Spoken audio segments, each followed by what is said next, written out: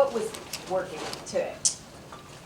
I think about the first half, defensively, we just did an unbelievable job. I mean, Coach Golden has had that defense prepared all year long, and I'll be lying if I said I was surprised. I wasn't. I expected out of that defense, and when you're playing well on defense, now it gives your offense a chance to have some confidence and move the ball. And the first series, putting the ball in the -40 yard, and they go 96 yards and score a touchdown. That was huge. And then I can't remember exactly. The second series, maybe we ended up having to punt the ball, but then to go up 14-0, and again, as you play well on one side of the ball and you're dominant on that defensive side, it helps everybody build confidence. So I'm proud of the way they executed the game plan, the work they put into this opportunity that we had to play in the Sun Bowl. Kudos to our coaches and our preparation, to our players, right, and what they did to prepare and then execute. And not to push too far ahead, but does the performance they had on the field today make you more excited for next year at all? Yeah, you had a lot of young guys that didn't have an opportunity to play much all year, get a chance to go play and compete, and they really, to me, displayed the execution that you see in practice, right? And Steve Angeli, he's a really good football player, and he's shown that in practice. And I'm just using him as an example, but we have some guys that are really good football players that didn't get the opportunity to do that too much throughout the season because of the guys they had in front of them. But I'm confident in the direction of this football program with the guys we're bringing in, the guys we have, the coaches that we have on this staff. I'm really excited as we move forward. The way you're picking up on that question, when it was announced that you guys were going to come here, fans immediately remembered 13 years ago winning the Sun Bowl. It started that trail to a national championship appearance. Life can repeat itself, do you think? Sounds good to me. I don't want to just hear about appearance. We want to win it. But this is an unbelievable bowl, and the production that was put on this week. You understand why the Sun Bowl is so historic, and we are, as I said yesterday, we are honored to be a part of this bowl game. It was first class, and we're grateful for this chance to do it. There's been a lot of talk about winning 10 games from players. You as a coach, what does that mean to you to get a 10-win season, especially on the back of your first season, which was 9 wins? Is that any extra meaning to get that extra win and go to double digits in the win column? Yeah, 10 looks better than 9. But every opportunity you have to play, you want to win, and to me, it's a reflection of the direction of this program. Right, 9 wins last year and 10 wins this year. We just want to continue to improve, and we got to find a way, as you look back at the season, to win those close games that we didn't end up winning. And that's the challenge of college football, is how do you progress? How do you continue to take this group of football players and coaches and get us to a place where we can win those close ones and win the ones we're supposed to? So I'm extremely pleased with our program, where we're at now, and the direction of us in the future. Marcus, the way your special teams, the way your special teams reacted to the fake punt, obviously it looked like you were prepared for that. Were you anticipating it at that moment? Yeah, Coach Biaggi called spy, expecting something up, something in that area. He had said that they kind of saw some discussions on the sidelines, and so we ended up calling spy, which was a great call, so that our guys weren't out of control and were prepared for that moment. And again, I love to give all of our coaches credit. I mean, Coach Biaggi's done a wonderful job, and to stop that punt fake was huge for our team, because I think that turned into points. Yeah. Coach, you've had Jordan Botelho defensively for 3 years now, and this is the first he really has found a set role and niche. Where do you see him growing? He could come back for a 5th year with the program. Yeah. I mean, he's just continue to improve. Him and Coach Wash have a great relationship. He works at it. He's done a heck of a job as a Viper for us, and I see that being his role as we move into next year. My challenge with Jordan is let's continue to get better, right? Continue to be consistent in our preparation, but he is a talented football player that showed today how good he can be. And he has indicated that he wants to come back next year?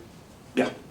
Marcus, you don't get that performance unless the guys who are playing are bought in and grasping the opportunity. Like you said, I was interested, like, at what point during bowl prep did you feel like, all right, the guys who are with me are all in on this? opposed to just like, or what are we doing?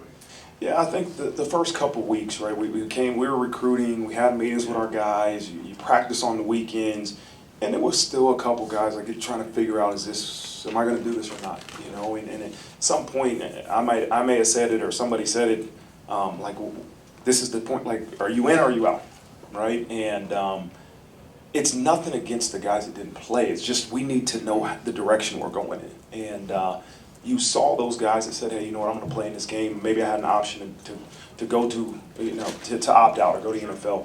Like you saw that ownership of, okay, let's get to work. Let's make the most of this opportunity. And they were committed to it. This group was committed. And all I kept trying to get them to understand is how important this game was.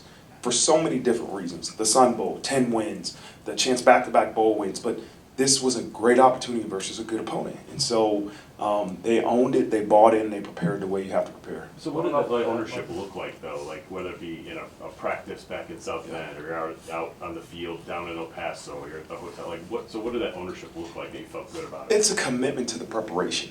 And if you're all in, you're gonna do the little things it takes to be successful. We're all gonna practice, right?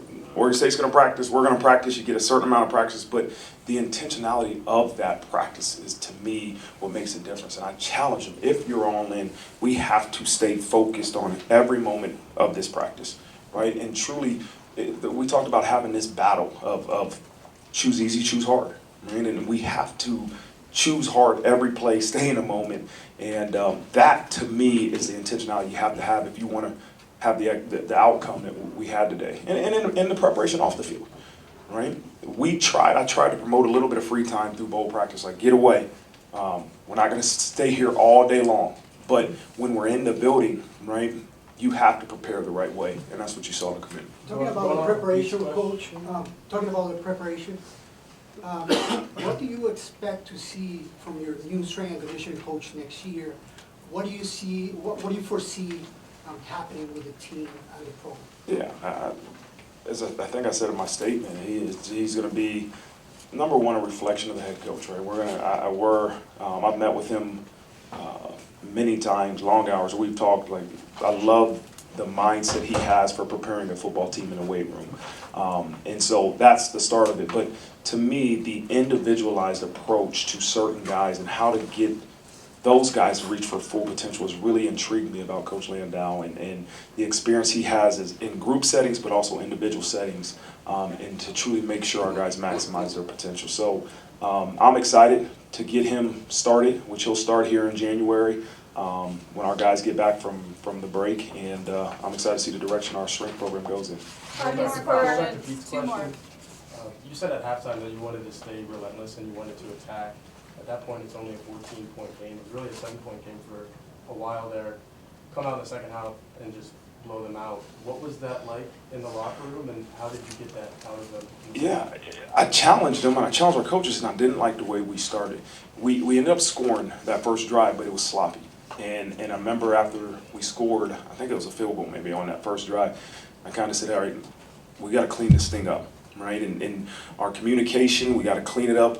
We can't take delayed games. We can't take unnecessary timeouts. And I think that's where it's like, okay, guys, like let's get back to what we need to do. And but I challenge them. I want to this opportunity, man. It's not just one half. It's not a score. It's like, man, you get a chance for 60 minutes to play this game. And I wanted our mindset to be relentless. And that's coaches and players, right? It's one thing to talk to an 18 and 22-year-old that's playing the game to be relentless, but us coaches have to be relentless and focused on, getting the outcome we want. Jordan Faison. About how he made a little comment about he wasn't playing early. Considering how uncoverable he seems to be sometimes, do you kick yourself and wonder, why don't we just pop him in from the beginning?